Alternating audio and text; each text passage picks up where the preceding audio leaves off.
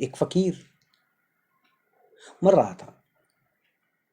एक फकीर मर रहा था, मृत्युशैया पर था वो, और कुछ लोग उसके आसपास इकट्ठे हो गए थे। वैसे जिंदा फकीर के साथ सामने आसपास कोई इकट्ठा नहीं होता, या तो मरते हुए फकीरों के पास इकट्ठे होते हैं, या जो मर चुके हैं उनके पास इकट्ठे होते हैं। आदमी जो है, जो व्यक्ति है, वो मुर्दों का बड़ा पुराना पूजक है। मरते हुए फकीर के पास लोग इकट्ठे थे और पूछने लगे कि तुमने इतना ज्ञान कहां से पाया, तुम्हें यह ज्ञान कहां से मिला, तुमने कैसे जाना जीवन को, और तुम उस परमपिता परमेश्वर को, उस प्रभु को कैसे उपलब्ध हो पाए।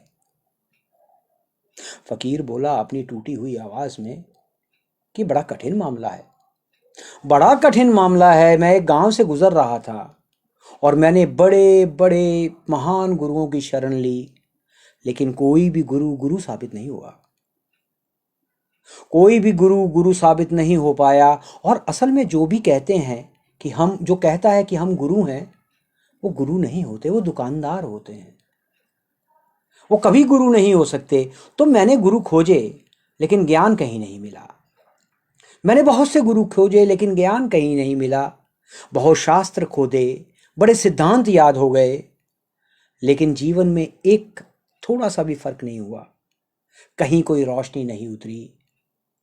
लेकिन एक भ्रम पैदा हो गया, एक भ्रम पैदा हो गया जो मेरे दिमाग में चढ़ गया कि मैं जानता हूं, मैं जानता हूं।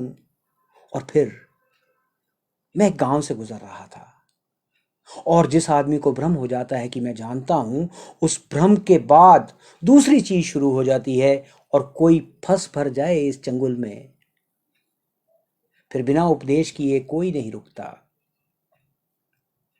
कोई उस मुट्ठी में आ जाए, फिर वह उपदेश जरूर देगा।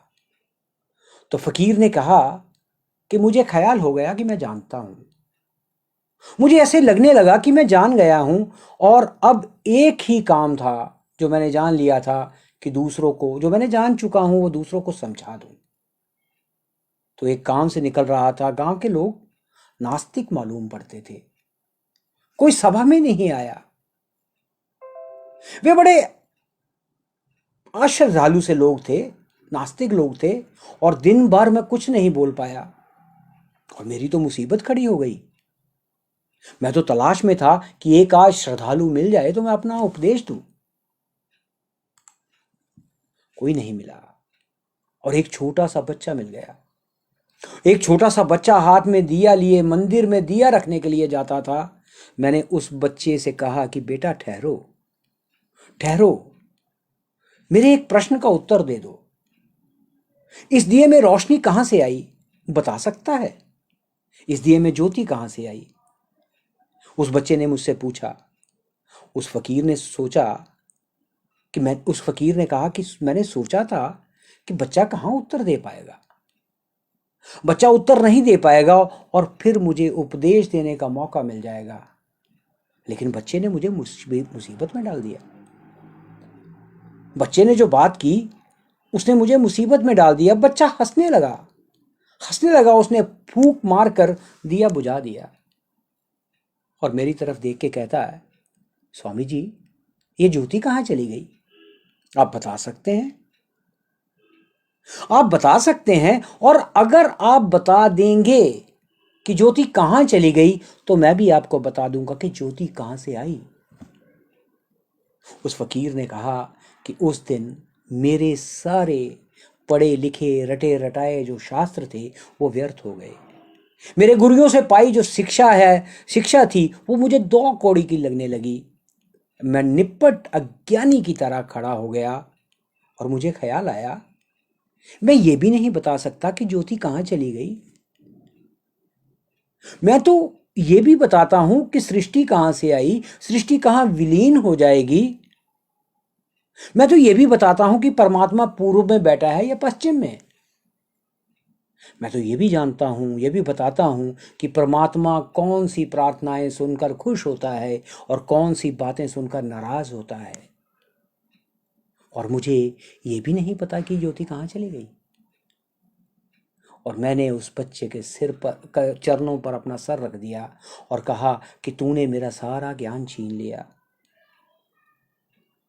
तूने सारा ज्ञान मेरा छीन लिया, मैं कृतार्थ हो गया। और आज वास्तव में तू मेरा पहला गुरु है, तू मेरा पहला गुरु है।